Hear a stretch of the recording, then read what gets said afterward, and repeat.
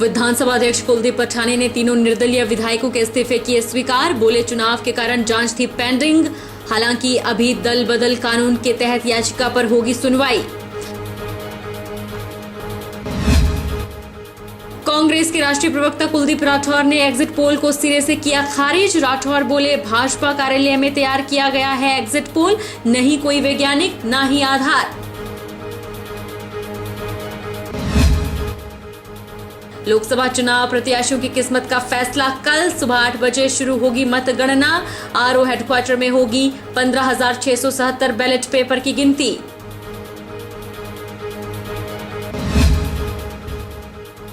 और हिमाचल प्रदेश भी दिल्ली और चंडीगढ़ से नहीं कम। मंडी जिला में पारा पहुंचा 42 डिग्री के पार। तपती गर्मी ने छुड़ाए पसीने, नहीं मिल रही राहत। नमस्कार, आप देख रहे हैं एशको 24x7। मैं हूं जनीशा। प्रदेश विधानसभा अध्यक्ष कुलदीप सिंह पठानिया ने 3 निर्दलीय विधायकों होशियार सिंह, केएल ठाकुर और आशीष शर्मा के इस्तीफे स्वीकार कर दिए हैं। विधानसभा अध्यक्ष ने कहा कि चुनाव के कारण जांच पेंडिंग थी, अब तीनों निर्दलीय विधायकों के इस्तीफे को स्वीकारा गया है। दल बदल कानून के तहत याचिका पर सुनवाई होगी, लेकिन मुख्य ऑर्डर इस्तीफा स्वीकार करने का ही रहेगा। हिमाचल प्रदेश विधानसभा अध्यक्ष कुलदीप सिंह पठानिया ने 3 निर्दलीय विधायकों होशियार सिंह, केएल ठाकुर और आशीष शर्मा के इस्तीफे को स्वीकार कर दिया है। सोमवार को पत्रकारों से बातचीत में विधानसभा अध्यक्ष ने इसकी जानकारी दी। पठानिया ने कहा कि होशियार सिंह, केएल ठाकुर और आशीष शर्मा ने 22 मार्च को विधानसभा की सदस्यता से इस्तीफा दिया था। 23 मार्च को तीनों भाजपा में शामिल हो गए थे। इस संबंध में दल बदल विरोधी कानून के तहत जगत सिंह नेगी की याचिका मिली थी और विधानसभा ने भी अपनी ओर से जांच की। जांच के बाद अब तीनों के इस्तीफे स्वीकार कर दिए गए हैं और आज से तीनों विधानसभा के सदस्य नहीं रहे। पठानिया ने कहा कि हालांकि दल बदल विरोधी कानून के तहत मिली याचिका की अंतिम सुनवाई अभी होनी है। होशियार सिंह जी देरा से और केएल ठाकुर नालागढ़ से और आशीष शर्मा हमीरपुर से, इन्होंने 22 मार्च को विधानसभा की सदस्यता से जो है वो रिजाइन किया और वो रेजिग्नेशन जो था 22 को हुआ। 23 को इन्होंने जो है भारतीय जनता पार्टी को ज्वाइन कर लिया और इसकी इंक्वायरी थी। बीच में चुनाव था। सभी और पार्टीज जो हैं, जिसमें एक हमारे पास एक पिटीशन भी आई जगत सिंह नेगी जी की तरफ से एंटी डिफेक्शन लॉ में, उन सब की इंक्वायरी करने के बाद जो 3 माननीय सदस्यों ने जो अपने रेजिग्नेशंस दिए थे उनको मैंने एक्सेप्ट कर लिया है और वो तीनों अब जो हैं इस माननीय सदन के सदस्य नहीं रहे। They ceases to be a member of the 14th state assembly from today onwards. Lok Sabha चुनाव को लेकर मतदान प्रक्रिया पूरी हो गई है। मंगलवार को मतगणना के बाद परिणाम भी घोषित हो जाएंगे। हालांकि सभी एग्जिट पोल में भाजपा की सरकार बनने का दावा किया गया है। वहीं इन एग्जिट पोल को लेकर कांग्रेस निशाना साध रही है और एग्जिट पोल को सिरे से खारिज कर रही है। कांग्रेस के राष्ट्रीय प्रवक्ता कुलदीप राठौर ने एग्जिट पोल को भाजपा कार्यालय से जारी करने की बात कही। कुलदीप राठौर ने कहा कि चुनाव में मोदी ने 400 पार का नारा दिया है और इसको लेकर ही देश में सनसनी पैदा करने के लिए एग्जिट पोल बहुत दिखाया जा रहा है और सभी एजेंसी द्वारा जारी एग्जिट पोल भी 400 के आसपास बताए गए हैं। राठौर ने कहा कि ये एग्जिट पोल करने का कोई वैज्ञानिक आधार नहीं है। एजेंसियों को अपने एग्जिट पोल किस आधार पर किए हैं उसे सार्वजनिक किया जाना चाहिए। कितने सैंपल बूथ से लिए गए हैं इसके बारे में आम जनता को बताना चाहिए। उन्होंने कहा कि इन चुनाव में भाजपा के पास कोई मुद्दा नहीं था। भाजपा हिंदू मुस्लिम के मुद्दे पर चुनाव लड़ा और सांप्रदायिक ध्रुवीकरण करने का प्रयास किया, जबकि कांग्रेस बेरोजगारी, महंगाई के खिलाफ चुनाव लड़ रही थी। उन्होंने दावा किया है कि एग्जिट पोल धराशायी हो जाएंगे और देश में इंडिया गठबंधन की सरकार बनेगी। कल एग्जिट पोल के नतीजे, क्योंकि जैसा हमने सोचा था, जैसे क्यास लगाए जा रहे थे, उसी के अनुरूप हुआ। ऐसा लगता था कि ये एग्जिट पोल के जो नतीजे आए, ये एक जगह भारतीय जनता पार्टी के कार्यालय में बन के तैयार हुए और मीडिया में सर्कुलेट हुए, और बहुत ज्यादा विसंगतियां इन एग्जिट पोल में भी थी। पोल किस आधार पर घोषित किए गए? मेरा यह कहना है कि इसका वैज्ञानिक आधार होना चाहिए। अब जनता में ये लेके आए कि हमने इतने सैंपल लिए, इतने बूथ में गए और उसके बाद हमने ये एग्जिट पोल हमने घोषित की। ऐसा कुछ नहीं हुआ। अब भारतीय जनता पार्टी कौन से मुद्दों पर चुनाव लड़ रही थी, इस बात की हमें हैरानी है।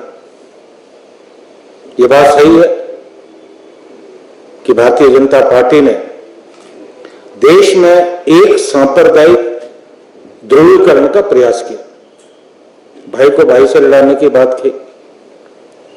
चाहे देश के प्रधानमंत्री श्री नरेंद्र मोदी हो, ये भारतीय जनता पार्टी के तमाम जो वरिष्ठ नेता, मुद्दों पर उन्होंने चर्चा नहीं की। राहुल गांधी पर छीटाकशी, विपक्ष के जो और नेता हैं उन पे छीटाकशी, व्यक्तिगत आरोप। मुझे लगता है कि किसी भी लोकतंत्र में चुनाव मुद्दों पे होते हैं। आप व्यक्तिगत छीटाकशी पर, व्यक्तिगत टीका टिप्पणियों पर चुनाव नहीं लड़ सकते। और कुछ बातें इतनी छोटी और बचकानी थी जिनसे चुनाव प्रभावित नहीं हो सकते।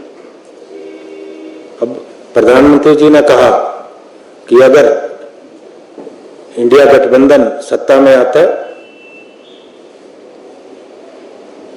तो राम मंदिर पर बुलडोजर चला दिए जाएंगे। आप क्या बताइए, ये व्यवहारिक है? यहां कई जगह पर जाकर उन्होंने कहा कि आपका मंगलसूत्र छीन लिया जाएगा। किसानों को कहा कि आपके घर में जो ये भैंस है ये उठाकर जो है मुसलमानों को दी जाएगी। कुल मिलाकर इतनी छोटी बातें और इतना बड़ा लोकतंत्र। आज भारत का लोकतंत्र दुनिया में जो बड़े बड़े लोकतांत्रिक देश हैं उनके बराबर। प्रदेश के जंगलों में आग लग रही है, करोड़ों की वन संपदा जलकर राख हो रही है। कुलदीप राठौर ने सरकार से इसको लेकर उचित कदम उठाने की मांग की है। उन्होंने कहा कि प्रदेश के जंगलों में आग लग रही है और ऊपरी शिमला में सेब बगीचे भी इसकी चपेट में आ रहे हैं, जिससे काफी नुकसान हो रहा है। इसको देखते हुए सरकार को बागवानों को मुआवजा देना चाहिए। मुझे पंचायत और गांव के लोगों ने बताया कि हमने फॉरेस्ट डिपार्टमेंट को सूचना दी कि आग लगी है। तो आप बताइए, क्या फॉरेस्ट डिपार्टमेंट के अधिकारी केवल तनख्वाह लेने के लिए? कार्रवाई होनी चाहिए। आज इतना ज्यादा नुकसान हुआ और हमारे अपने पूरे क्षेत्र में लोगों के बगीचे जल गए। अब कई जगह पे जिनकी आजीविका सिर्फ बगीचे पे पूरे नष्ट हो गए। 2-3 जगहें हमारी ऐसी है कि रात को मुझे फोन करके रो रहे थे कि हमारे तो कोई नौकरी नहीं है, हमारा तो कोई व्यापार नहीं है। एक बगीचा था वो भी जल गया। मैंने आज हिमाचल में लगभग 12,500 हेक्टेयर, ये तो बढ़ेगी अभी, वन संपदा खाक हुई। और 7 जिलों में तो लू का भी अलर्ट है। पानी की बहुत ज्यादा समस्या आ रही है। मैंने आज प्रदेश के माननीय मुख्यमंत्री जी से इस बात को लेकर चर्चा की और उन्होंने मुझे कहा कि मैं आज बैठक ले रहा हूं। मैंने उनसे कहा जिन लोगों के बगीचे नष्ट हुए या मकानों में आग लगी उन्हें मुआवजा मिलना चाहिए। सबसे पहले जो रेवेन्यू विभाग है वो जाकर असेस करे। रेवेन्यू विभाग को निर्देश दिए जाएं कि वो जाकर देखें कि किस व्यक्ति का कितना नुकसान हुआ और सरकार मुआवजा दे, क्योंकि मुझे लगता है कि मुआवजे की राशि बहुत होने वाली है। तो केंद्र से भी बात करें। अब ये तो मालूम नहीं कि कल के बाद किसकी सरकार आने वाली है, जिसकी भी सरकार होगी वहां बात करें और हिमाचल के लिए राहत मांगे, क्योंकि आपने जिस तरह से देखा। सदर के विधायक त्रिलोक जम्वाल ने पानी और बिजली की समस्या को लेकर प्रदेश सरकार पर सवाल उठाए। त्रिलोक जम्वाल ने कहा कि समस्या पर प्रदेश सरकार कोई रुचि नहीं दिखा रही। पानी के साथ अब बिजली के कट भी पंजाब की तर्ज पर बिलासपुर में 6 से 7 घंटे लगाए जा रहे हैं। बिलासपुर सदर के विधायक त्रिलोक जम्वाल ने पानी और बिजली की समस्या को लेकर प्रदेश सरकार पर सवाल उठाए। उन्होंने सोमवार को भाजपा कार्यालय में पत्रकार वार्ता करते हुए कहा कि काफी दिनों से देखने में आ रहा है कि बिलासपुर जिला में पानी की काफी किल्लत है और इस गंभीर समस्या पर प्रदेश सरकार मूक दर्शक बनकर बैठी है। उन्होंने कहा कि इस समस्या के लिए न ही प्रशासन की ओर से कोई उचित कदम उठाए जा रहे हैं। त्रिलोक जम्वाल ने कहा कि 1 सप्ताह तक पानी नहीं आ रहा है। लोगों को प्राइवेट टैंकरों के माध्यम से पानी खरीद कर लाना पड़ रहा है। उन्होंने कहा कि समस्या पर प्रदेश सरकार कोई रुचि नहीं दिखा रही। पानी के साथ अब बिजली के कट भी पंजाब की तर्ज पर बिलासपुर में 6 से 7 घंटे लगाए जा रहे हैं, जिससे बिजली की समस्या से लोग परेशान हैं। उन्होंने कहा कि हिमाचल में आगजनी की घटना को लेकर भी प्रदेश सरकार गंभीर नहीं है और सारी वन संपदा और जीव जंतु जलकर राख हो गए हैं। करोड़ों का वन संपदा को नुकसान हुआ है, लेकिन प्रदेश सरकार सोई हुई है और अपनी सरकार को बचाने में लगी है। इस और उनका कोई ध्यान नहीं है। उन्होंने कहा कि प्रदेश सरकार लोगों की समस्याओं को लेकर रुचि दिखाए और इन समस्याओं को जल्द हल करे। देखिए, बिलासपुर सदर में और बिलासपुर जिला में पानी की जो भारी किल्लत है, जिसके लिए प्रदेश सरकार मूक दर्शक बनकर बैठी है। ना एडमिनिस्ट्रेशन की तरफ से कोई स्टेप उठाए गए हैं। कई जगह हफ्ते में 1 बार पानी आ रहा है, कई जगह 5वें दिन पानी आ रहा है, कई जगह 4थे दिन पानी आ रहा है और कुछ एरिया हैं जहां लोग प्राइवेट टैंकरों से अपने घरों को पानी की सप्लाई करा रहे हैं। प्रदेश सरकार 1% भी रुचि इस तरफ को नहीं दिखा रही है। प्रदेश सरकार ने, जितनी मेरी जानकारी है, अभी तक इस विषय के ऊपर प्रदेश स्तर पर कोई बड़ी बैठक नहीं की। तो इसलिए एक ये विषय मेन रूप से, और दूसरा कि हिमाचल प्रदेश में और उसमें खासकर बिलासपुर में भी, जैसा पंजाब में हम सुनते थे कि 6 घंटे का कट है बिजली का, 8 घंटे का कट है, वो आजकल हमें अपने बिलासपुर सदर में देखने को मिल रहा है कि 6 घंटे का कट, 8 घंटे का कट। सुबह जब बच्चे स्कूल को जाने के लिए तैयार होने लगते हैं तब कट। तो प्रदेश सरकार जितनी बिजली इनको बाहर से खरीदनी चाहिए, ये बिजली भी प्रोवाइड नहीं कर पा रहे हैं, जिसकी वजह से शायद पानी लिफ्ट करने में भी दिक्कत आ रही है। और तीसरा विषय कि प्रदेश की वन संपदा, जो हमारे जंगल हैं, सारे जंगल जलकर राख हो गए, सारे जीव जंतु जलकर राख हो गए, सारी वन संपदा जलकर राख हो गई, अरबों का नुकसान हो गया। लेकिन प्रदेश सरकार सोई पड़ी है, केवल अपने आप को बचाने के लिए, अपनी सरकार को बचाने के लिए काम कर रहे हैं। पब्लिक को बचाने के लिए, पब्लिक को सुविधाएं प्रदान करने में बिल्कुल भी ये लोग रुचि नहीं दिखा रहे हैं। प्रत्याशियों के किस्मत का फैसला ईवीएम में कैद है। 4 जून को सुबह 8 बजे से मतगणना की प्रक्रिया शुरू हो जाएगी, जिसके लिए सभी व्यवस्थाएं कर ली गई है। यह जानकारी जिला निर्वाचन अधिकारी एवं उपायुक्त मंडी अपूर्व देवगन ने दी। प्रत्याशियों की किस्मत का फैसला 15,677 बैलेट पेपर के माध्यम से भी होना है। हिमाचल प्रदेश लोकसभा की 4 सीटों के लिए 1 जून को चुनाव संपन्न हो गए हैं। ईवीएम मशीन में कैद प्रत्याशियों की किस्मत का फैसला अब 4 जून को होना है। मतगणना के लिए सभी इंतजामात भी पूरे किए जा चुके हैं। ईवीएम कड़ी सुरक्षा के बीच स्ट्रांग रूम में रखी गई है। वहीं कल होने वाली मतगणना को लेकर जिला निर्वाचन अधिकारी एवं उपायुक्त मंडी अपूर्व देवगन ने कहा कि सुबह 8 बजे से मतगणना शुरू की जाएगी। मतगणना को लेकर हर मतगणना केंद्र में 5 काउंटिंग ऑब्जर्वर तैनात रहेंगे, जो वोट की गिनती के लिए पूरी तरह से देखरेख करेंगे। उन्होंने कहा कि ईवीएम कड़ी सुरक्षा के बीच स्ट्रांग रूम में रखी गई है। और सीआरपीएफ बाहरी राज्यों और राज्य की पुलिस जवान पहरा दे रहे हैं। अपूर्व देवगन ने कहा कि मंडी संसदीय क्षेत्र के पोस्टल बैलेट की गिनती आरओ हेडक्वार्टर में होनी है, जिसके लिए 30 टेबल लगाए गए हैं और पोस्टल बैलेट पेपर की गिनती के लिए 25 टेबल लगे हुए हैं। बताते चले कि मंडी संसदीय क्षेत्र में हुए लोकसभा चुनाव के लिए प्रत्याशियों की किस्मत का फैसला 15,670 बैलेट पेपर के माध्यम से भी होना है। देखना दिलचस्प ये होगा कि बैलेट पेपर पर फैसला किसके पक्ष में होगा, किसको शय मिलेगी और किसको मात। कल सुबह 8 बजे से मतगणना शुरू हो जाएगी। हालांकि आपको पता है हमारी जहाँ तक आप तैयारियों की बात कर रहे हैं, हमारी तैयारियाँ तो बहुत महीनों से चल रही है और अभी भी कंटिन्यूस हमारी तैयारियां प्रिपरेशंस आर अंडर वे। तो सुबह सारे काउंटिंग सेंटर्स जो मंडी पार्लियामेंट्री कॉन्स्टिट्यूंसी के हैं, मंडी ज़िले के हैं, काउंटिंग हॉल्स को अरेंज कर लिया गया है, प्रिपेयर कर लिया गया है। इस ज़िले की बात करें तो हमारे पास 5 काउंटिंग ऑब्जर्वर्स यहाँ पे हर काउंटिंग सेंटर के लिए यहाँ पे हैं और वे काउंटिंग की गतिविधियों को क्लोजली ऑब्जर्व करेंगे। हम इंश्योर कर रहे हैं कि ईसीआई के प्रोटोकॉल्स के हिसाब से, एसओपीज़ के हिसाब से सारी व्यवस्थाएं हों। अगर हम लॉ एंड ऑर्डर सिक्योरिटी की अरेंजमेंट्स की बात करें तो हर स्ट्रॉन्ग रूम, हर काउंटिंग सेंटर पे स्ट्रॉन्ग रूम के बाहर 3 कॉर्डन सिक्योरिटी, 3 टियर सिक्योरिटी है, जिसमें सीएपीएफ, अन्य राज्यों की स्टेट आर्म्ड पुलिस फोर्स और हमारी राज्य की पुलिस तैनात है। और काउंटिंग के दौरान भी यही अरेंजमेंट्स रहेंगे कि कोई बाधा काउंटिंग प्रोसेस में ना आए।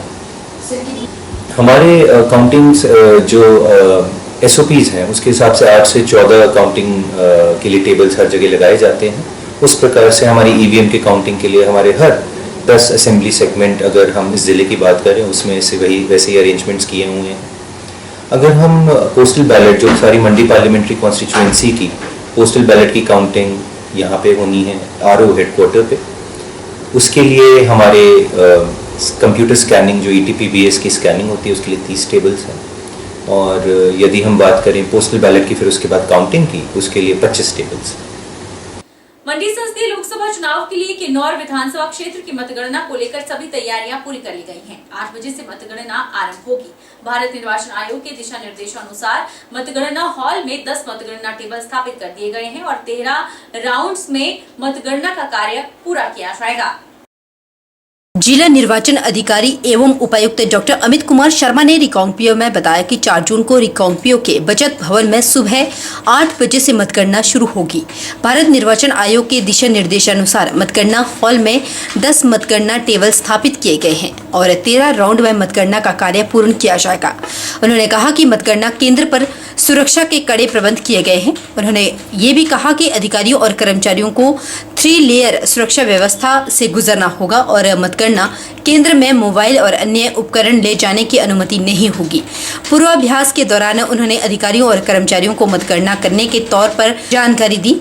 वहीं मंडी संसदीय क्षेत्र के तहत किन्नौर 68 विधानसभा क्षेत्र के लिए नियुक्त मतगणना पर्यवेक्षक ने रिकांगपिओ स्थित मतगणना केंद्र का जायजा लिया। इस दौरान उन्होंने जिला प्रशासन द्वारा मतगणना के लिए की गई तैयारियों की जानकारी भी हासिल की और प्रशासन द्वारा की गई तैयारियों पर संतोष व्यक्त किया। हमारी पोलिंग हुई थी किन्नौर जिला में, उससे संबंधित जो काउंटिंग है वो हमारी कल से शुरू होगी। सुबह 8 बजे से जो काउंटिंग शुरू होती है वो होगी। उसमें हमारे टोटल 10 टेबल्स लगाए गए हैं और अराउंड 128 पोलिंग स्टेशन है, क्योंकि हमारे 13 राउंड में ये काउंटिंग कंप्लीट होगी। किन्नौर ज़िला के जो ईटीपीबीएस हैं या पोस्टल बैलेट हैं, उनकी काउंटिंग आरओ मंडी वहीं करेंगे। तो यहाँ हमारी सिर्फ ईवीएम्स की ही काउंटिंग होगी किन्नौर में। इसके अलावा जैसे कि जस्ट पोलिंग के नेक्स्ट डे से ही, पोलिंग की शाम से ही हमारी जो सिक्योरिटी अरेंजमेंट है स्ट्रॉन्ग रूम की, वो 3 टियर्ड सिक्योरिटी लगी हुई है। जो इनर मोस्ट कॉर्डन है उसमें सेंट्रल आर्म्ड पुलिस फोर्सेस हैं, आईटीबीपी के जवान मुस्तैद हैं।